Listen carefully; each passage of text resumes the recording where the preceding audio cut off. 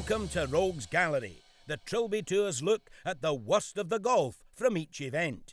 This week we're at Tudor Park for the Championship of Kent. And the honour of being first to be dishonoured in 2016 goes to Johnny Wiltshire, who bananas his tee shot on the 12th way off target.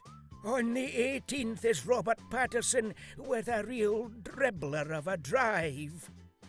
Paul Warley, also on the 18th, takes a long time to decide that he'd rather be on the other side of the fairway, but just a few feet further down.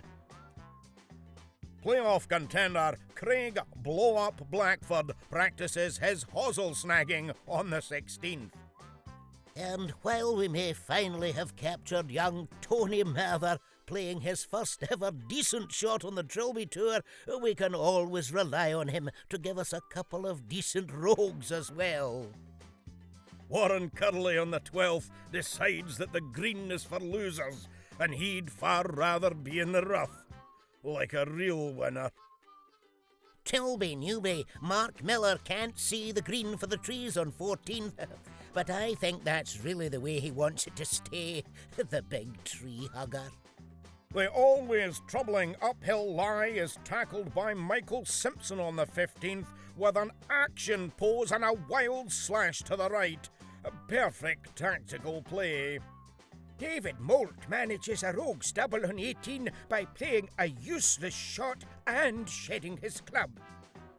Matthew John, in a tricky position on 16, decides the best course of action is to hammer his ball 4 inches nearer the tree, and then really get angry and hammer it again, this time into the nearest bunker. Dedicated and consistent roguery. Matthew had picked up the ball hammering bug earlier in his round on 14 when he spectacularly smacked it into a big friendly patch of nettles. Anyone would be proud to sink this long putt on 15, but Headley Sancto has to find consolation from a perfectly executed 180 round the lip.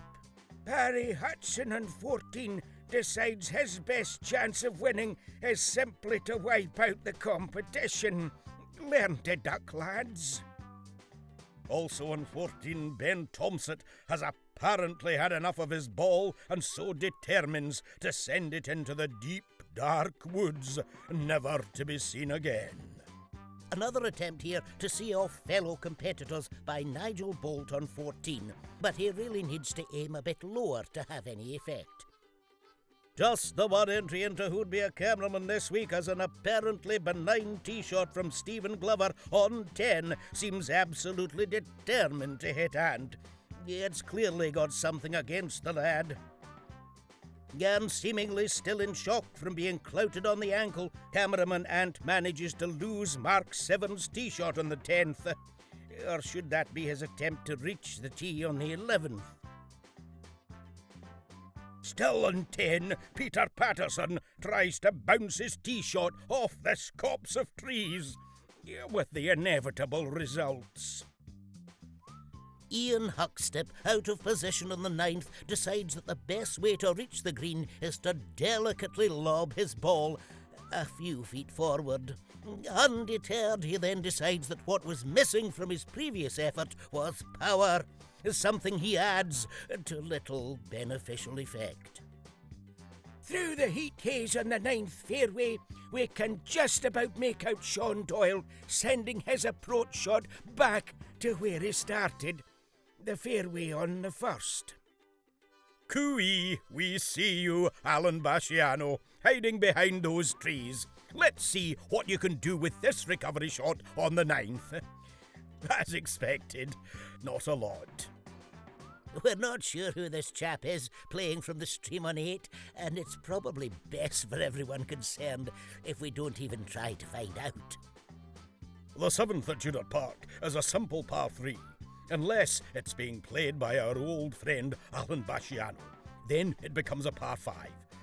Or 6. You can pick your own number. And we can't have a rogues gallery without that legendary bad golfer Gary Stuttart here playing one of his better shots on 18. That was all the worst from Tudor Park, but there'll be another gaggle of goofing golfers coming soon. For more terrible golf, don't forget to watch the William Hunt Trilby Tour every Monday at 7 p.m. on Sky Sports 4.